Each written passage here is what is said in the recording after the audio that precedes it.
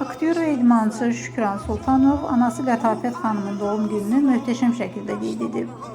Paytaxtın məşhur məkanlarından biri olan Niyel Sarayında təşkil olunan gecə xoş ovqatı və yadda qalan anları ilə seçilib. Məclisin aparıcılığını müğənni Elçin Hüseynov edib. Gecə boyunca səslənən musiqilər, səmimi anlar və xoş arzular qonaqlara unudulmaz anlar yaşadıb.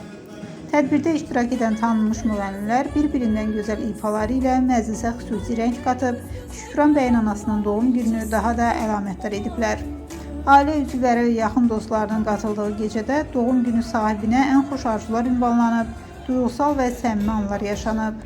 Musiqi, sevinç və xoş əhval-ruhiyyənin hakim olduğu tədbir iştirakçıların yaddaşında xoş xatirə kimi qalıb.